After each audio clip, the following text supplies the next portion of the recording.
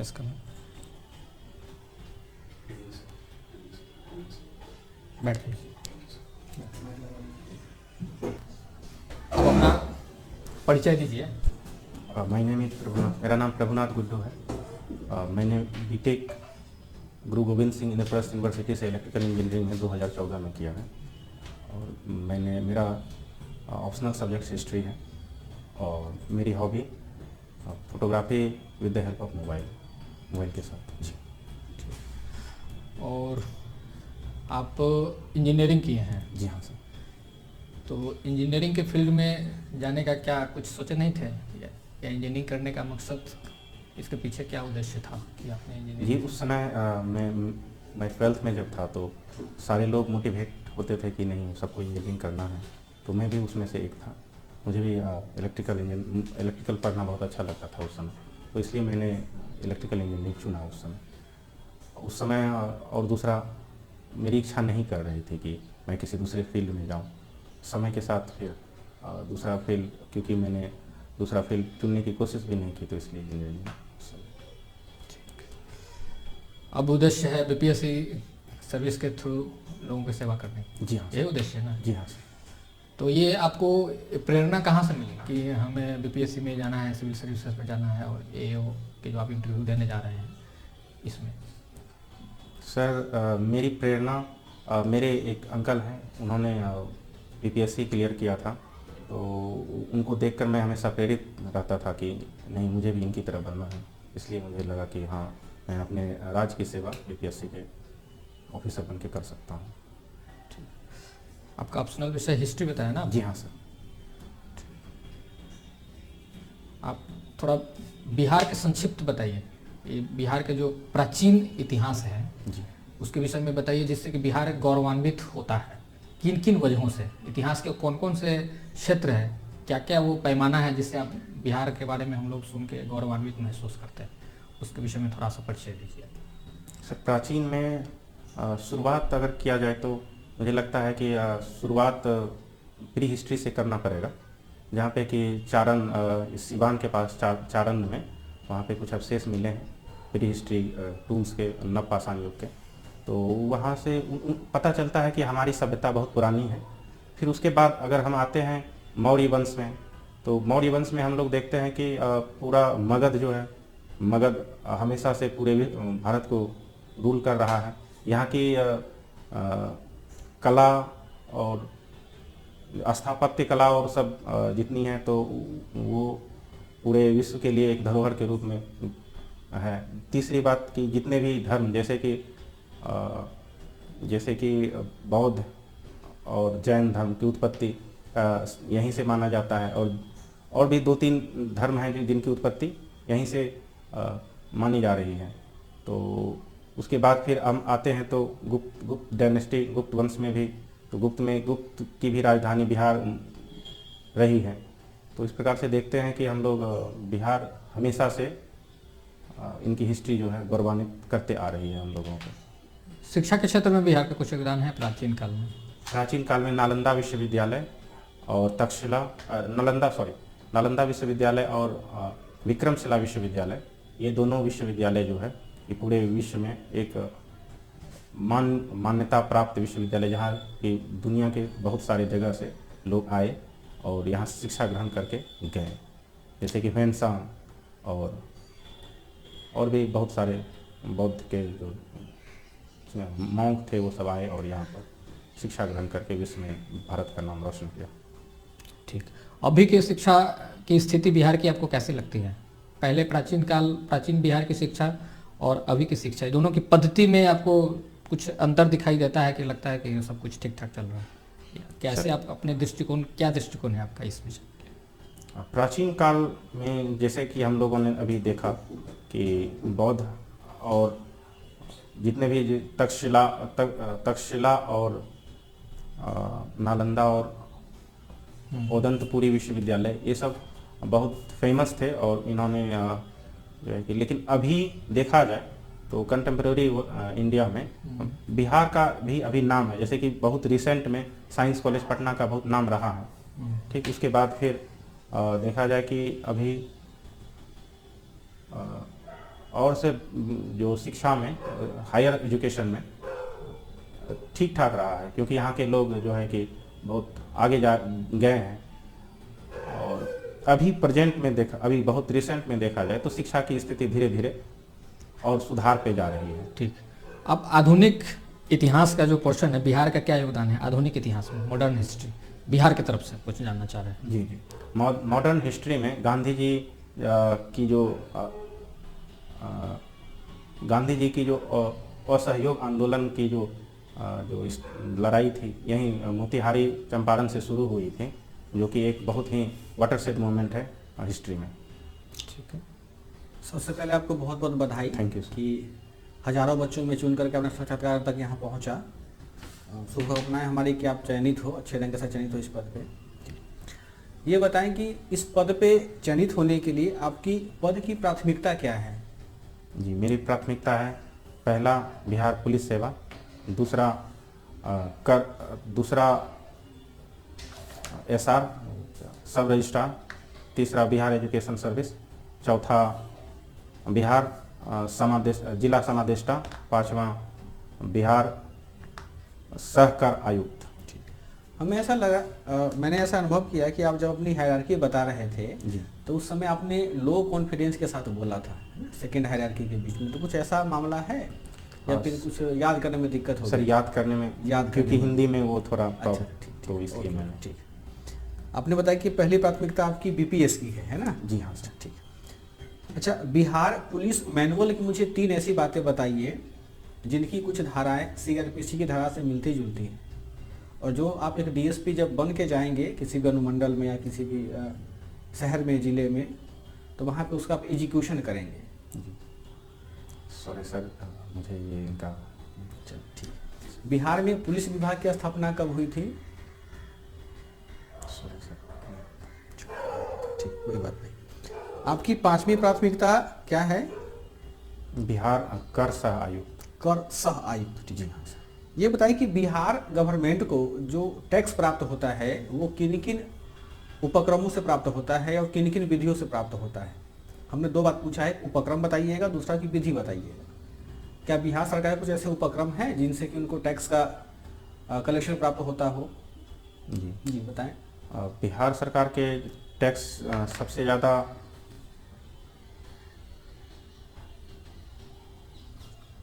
Sorry sir, मैं अभी याद नहीं। कोई बात।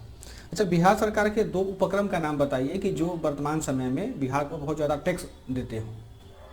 कोई उसकी कंपनी, कोई उसका कोई फर्म वगैरह कुछ? सर जहाँ तक मुझे प्राप्त पता है, रेवेन्यू सबसे ज़्यादा कलेक्शन अभी कॉरपोरेशन टैक्स से हो रहा है बिहार में। कॉरपोरेशन से हो रहा है या फिर लैंड से हो रहा है? लैंड, सॉरी सर, लैंड से हो रहा है। वेरी गुड, कोई बात नहीं। अच्छा, अपनी मुझे 3 मजबूतियाँ बताइए और 3 कमजोरियाँ बताइए। जो स्ट्रेंथ है आपकी वो मुझे 3 स्ट्रेंथ बताइए और 3 वीकनेस बताइए। 3 स्ट्रेंथ मुझे, या मेरी याददाश्त थोड़ी मजबूत है, उसके बाद मैं डॉक्यूमेंटेड अपने आप को बहुत अच्छे से रख पाता हूँ। Very good. तीसरी की मुझे एम्पैथी है, लोगों के साथ बहुत एम्पैथी है जी। पहला आपने बताया कि आपका स्ट्रेंथ है कि मुझे याद बहुत रहता है, लंबे समय रहता है ना। ये बताएं कि मानव मस्तिष्क का ऐसा कौन सा भाग है जो स्मरण शक्ति से मिलता जुलता है या जो उसके लिए जिम्मेदार होता है? Sir fore brain. 4 ब्रेन, अगला पार्ट। कन्फर्म है आप?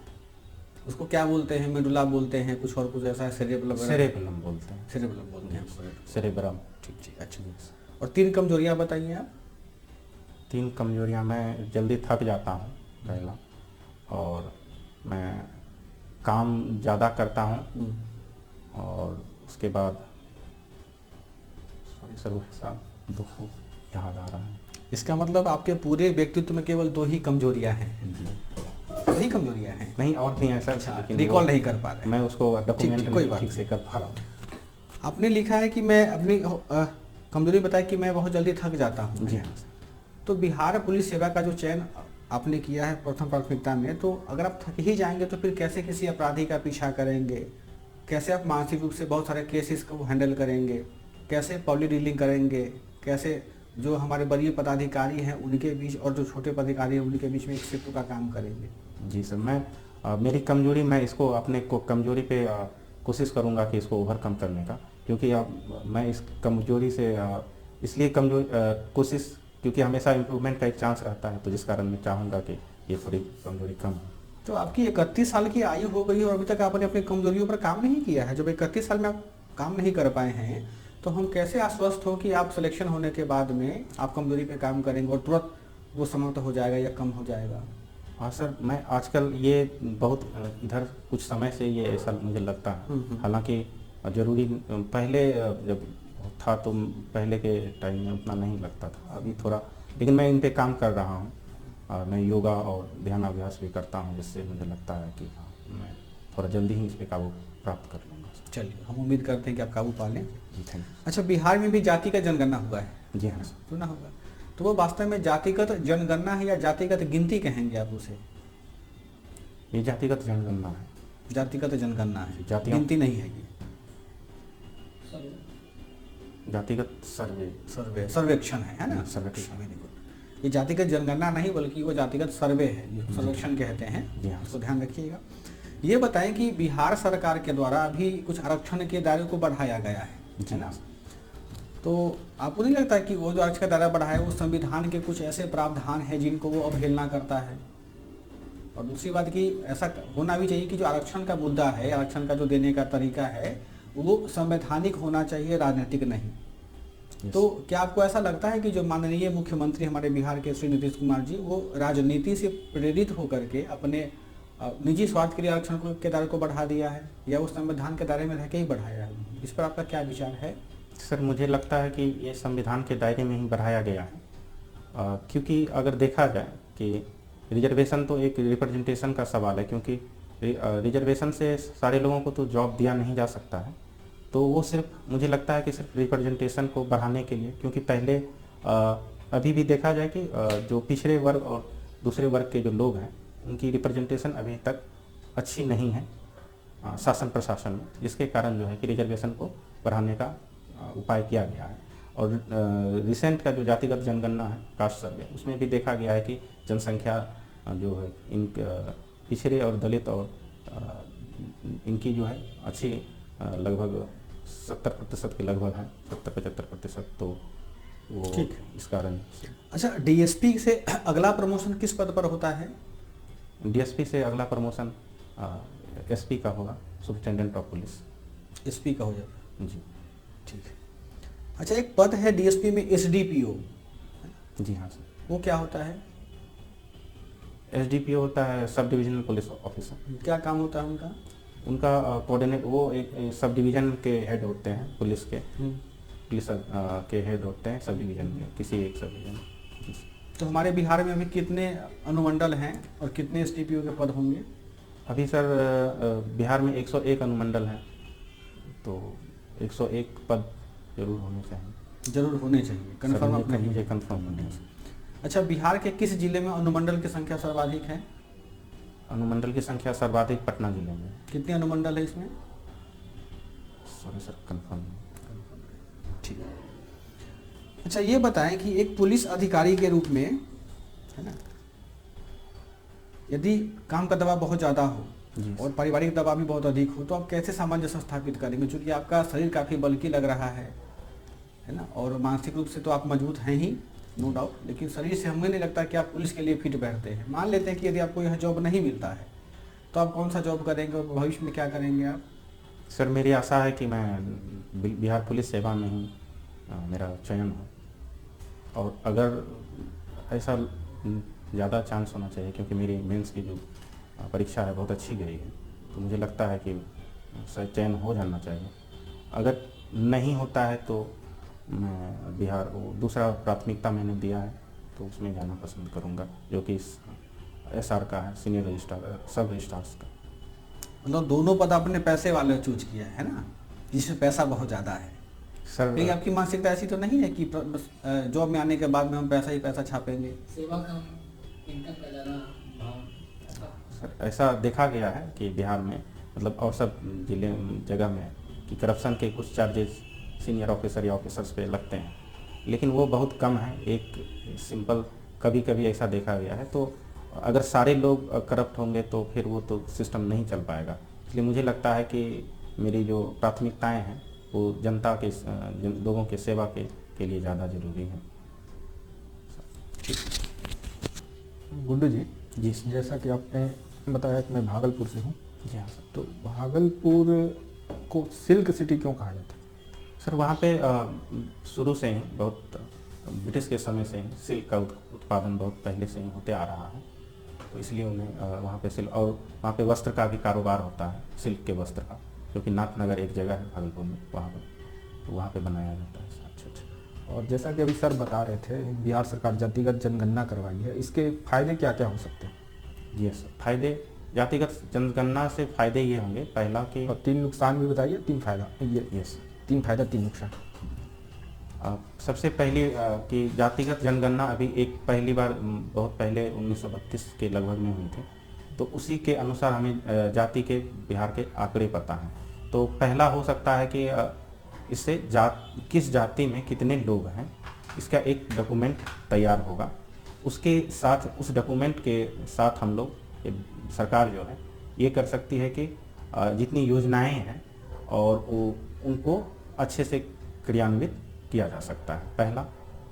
और दूसरा क्या कि लोग कितने पिछड़े हैं, कितने गरीब हैं, और लोगों में कितनी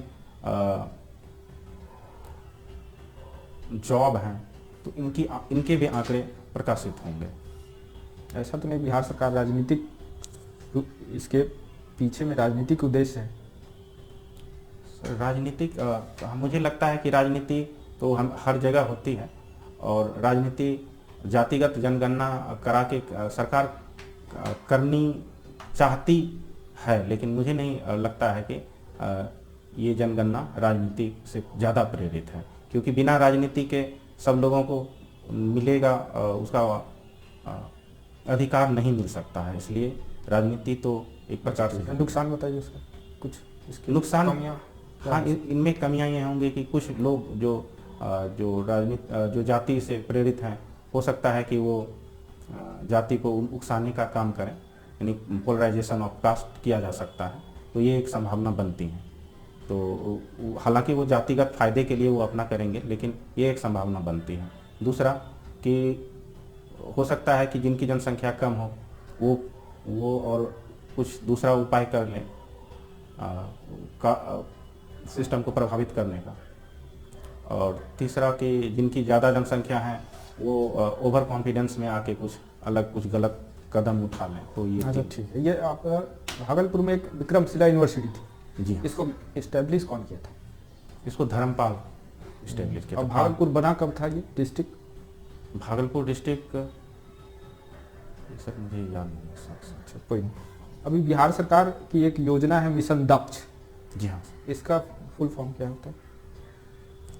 इस पे काफी सरकार जोर दे रही है, मतलब क्या है ये? मुझे फुल फॉर्म नहीं पता। अच्छा क्या है ये मिशन दक्ष? ये क्या है? मिशन दक्ष ये जो स्टूडेंट, जो कमजोर स्टूडेंट हैं, उसको ख्याल रखने के लिए उसको अलग से ट्यूशन, जो कि 4 बजे से लेके 5 बजे शाम में दी जाएगी। जो कमजोर, जो फेल हो रहे स्टूडेंट हैं।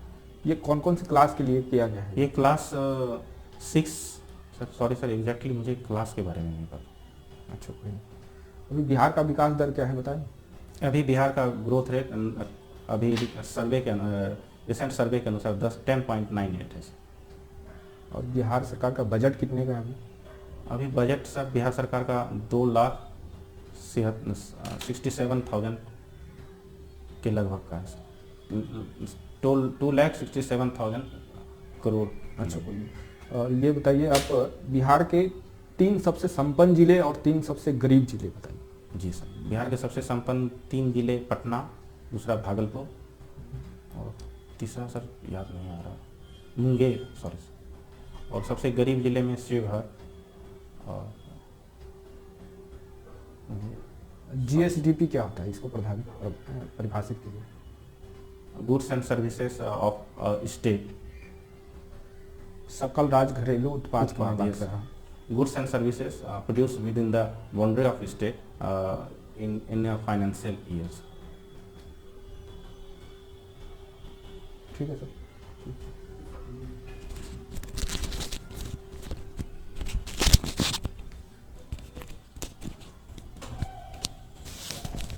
गुड्डी जी, यस आपकी हॉबी है photography. With the help of mobile. हाँ, कैमरा मिल जाए तो क्या नहीं खींचेंगे? यस सर, खींचेंगे लेकिन मोबाइल से ज़्यादा ईज रहता है। हाँ, Yes. तो मतलब फोटोग्राफी है जी सर। मोबाइल से खींचे या कैमरा से खींचे, है नहीं? तो सर, मैं स्पेसिफिकली कैमरा मोबाइल ही यूज करता हूँ। ये ज़्यादा सुविधाजनक है क्योंकि हमेशा सुविधा- पास में होता है। हाँ सर, वो क्योंकि वो हमेशा पास में रहता है हम्म, और बहुत हैंडी है, हाँ। बहुत आसानी से हम लोग यूज कर सकते हैं। यूट्यूब में ठीक जी। है। और तीसरी बात की बहुत सारे कैमरे जैसे मैं यूज करता हूँ काफ़ी और सब कैमरा से सस्ता भी है, ठीक। तो ये थी, इसलिए मैं मोबाइल का ही यूज करता हूँ।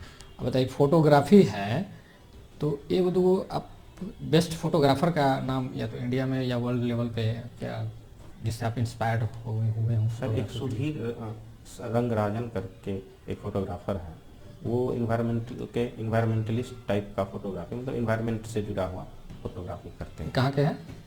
ये सर साउथ इंडिया केरल के हैं। ओके, ये नेचर की फोटोग्राफी करते हैं? यस सर, नेचर इन्वायरमेंट से जुड़े हुए नेचर के, जो जैसे अगर कहीं डिग्रेडेशन हो रहा है तो उनके बारे में जानकारी बताते हैं। ठीक। आपका कौन सा फील्ड है फोटोग्राफी का? आप कौन सेक्टर में ज़्यादा? मैं सर रोज़मर्रा के जीवन में जब पूरा उथल पुथल के बाद जब शांति हो जाता है, हाँ। तो उस शांति की फोटो, उथल पुथल की फोटो नहीं खींचते हैं? उथल पुथल की फोटो से ज़्यादा उथल पुथल के बाद की जो शांति है वो मुझे इंस्पायर करती कहीं कहीं कहीं आप जा रहे हैं, कोई घटना घट रही है, है। जी सर। कुछ हो रहा है जो अवैध है, आप उसकी फोटोग्राफी करना पसंद करेंगे कि नहीं?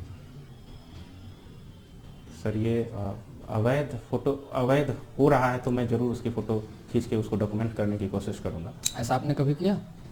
आपके जीवन में कभी ऐसा कोई क्षण आया जहाँ पे कुछ गलत हो रहा हो, आपके पास मोबाइल भी हो और आप उसको कैच कर लिए हो? सर, ऐसा अभी तक तो नहीं हुआ है, नहीं लेकिन है? मैंने ध्यान भी नहीं दिया है सर, क्योंकि सामान्य तो होते ही रहता है, लेकिन मैंने उस चीज़ को, क्योंकि मेरा उथल पुथल के बाद मतलब फ़ोटो खींचने का वो थोड़ा, तो इसलिए मैं। और आप, अच्छा एक चीज़ बताएं, आपके पहला प्रेफरेंस है बिहार पुलिस सर्विस? जी सर। डीएसपी बनना आपका लक्ष्य है। तो कहा जाता है कि पुलिस अक्सर उथल पुथल के बाद आती है। जी हाँ। जब पुलिस को कॉल किया जाता है तो घटना जब खत्म हो जाती है उसके बाद पुलिस आती है। तो आप फिर आपकी फोटोग्राफी का भी कुछ जो पैमाना है इससे लिंक हो रहा है कि उथल पुथल के बाद आप फोटोग्राफी करते हैं, मतलब माहौल जब एकदम क्वायस है, चारों तरफ कोलाहल है, उस समय आप नहीं करेंगे, या आपको डर लगता है करने से, या किसी चीज़ का भय है आपको? नहीं सर, भय नहीं। हालांकि ये जस्ट एक कोइंसिडेंस है कि मैं उथल पुथल के बाद मैं शांति का ज़्यादा फ़ोटो खींचना की कोशिश करता हूँ, लेकिन शांति प्रक्रिया बहाल करने का काम पुलिस का है, तो इसलिए शांति प्रक्रिया बहाल करने से बढ़िया वो, मतलब फ़ोटो खींचने से मेरा ज़्यादा रहेगा कि मैं वहाँ पे शांति प्रक्रिया बहाल करूँ। ठीक, कहीं कोई घटना हो गई, जी सर। बहुत माहौल अशांत है और आप डीएसपी हैं, अपने अनुमंडल में आपको जाना पड़ेगा, तो उसमें क्या फिर जाना, आप जाने के लिए मतलब कोई बहाना बनाएंगे या फिर जाके वहाँ पे कॉन्फिडेंटली आप अपना कर्तव्य का पालन करेंगे? मैं क्या सर करेंगे? कॉन्फिडेंटली कहीं भी घटना घटती है तो मैं त्वरित रूप से उस घटना का संज्ञान लूँगा और उसके बाद जो भी उचित कार्रवाई होगी मैं उसको करूँगा। लेकिन ये लग रहा है कि आप मन की बात नहीं बता रहे हैं, ऐसा मुझे क्यों लग रहा है? नहीं सर, ऐसी बात नहीं। जैसे फोटोग्राफी में आप बोल रहे हैं हम शांति प्रिय हैं, शांति प्रिय में शांत माहौल की फोटोग्राफी करते हैं, तब डिपार्टमेंट में जो पुलिस डिपार्टमेंट में आप वर्क करेंगे काफ़ी डिस्टर्बेंस रहेगा, पब्लिक की एक मोब रहेगी आपको वहाँ पे आपको जाना है, खतरा है, जान का भी डर है, तो वहाँ पे कैसे आप इजी आप कैसे फील करेंगे, कंफर्ट का फील करेंगे आप? नहीं सर, तो आपकी ये दोनों बातें मैच नहीं कर रही? यस सर, इसके पीछे एक कारण है। मुझे लगता है कि मैं शांति प्रक्रिया बहाल करने की कोशिश में ज़्यादा अपने आप को, क्योंकि माना कि आप गए, शांति आपसे बहाली नहीं हुई शांति की, ये सर ऐसी सिचुएशन हो सकती है, उसमें मैं अपने सीनियर्स का मदद लूँगा ताकि वो उस सिचुएशन को जल्दी से जल्दी ठीक करने के, और वहाँ के जो लोकल लीडर्स हैं, जो लोकल व्यक्ति हैं, उनकी भी मदद लूँगा जो कि हमारे कांटेक्ट में होंगे। ठीक, चलिए ये बताइए, अभी वर्ल्ड लेवल पे कुछ डिस्टरबेंस चल रहा है कहीं पे?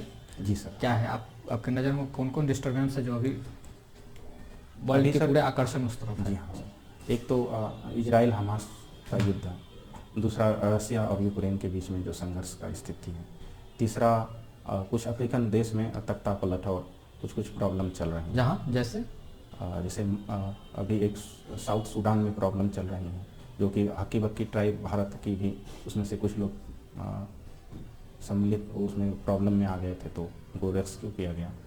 ओके। और ये इजराइल और फिलिस्तीन की जो लड़ाई है, इसकी मुख्य वजह आप क्या मानते हैं? सर, ये इजराइल और फिलिस्तीन की लड़ाई बहुत पुरानी कह सकते हैं, क्योंकि इजराइल को पहले से भी वो वन नेशन थ्योरी के मतलब के पक्ष, टू नेशन थ्योरी के पक्ष में नहीं है। उन लोग प्रॉमिस्ड लैंड की बात करते हैं इजराइल, और जिसमें से कि जो हमास हैं, जो पहले जो वहाँ के जो ट्राइबल हैं, जो कि थोड़े आतंकवादी गतिविधि में भी सम्मिलित रहते हैं, तो वो उनके बीच में दोनों की लड़ाई है। भारत को यहाँ पे क्या करना पड़ेगा? किसका साथ देना चाहिए भारत को? भारत का सर, दृष्टिकोण भारत क्या है? को शांति का साथ देना चाहिए। वहाँ पे इजराइल के साथ देंगे भारत या फिलिस्तीन का? दोनों में से किसके साथ जाना चाहिए भारत को आपके हिसाब से? सर, भारत को इजराइल और फिलिस्तीन दोनों के बीच में शांति का प्रस्ताव लाना चाहिए, ताकि दोनों जगह शांति प्रक्रिया बहाल हो। एक पक्ष नहीं माना जा सकता है, क्योंकि हमें भारत की पॉलिसी को हम लोगों ने देखा है कि वो दोनों के पक्ष में है शुरू से। ठीक, थैंक यू। ठीक है, ठीक है, अब आप जा सकते हैं। Thank you.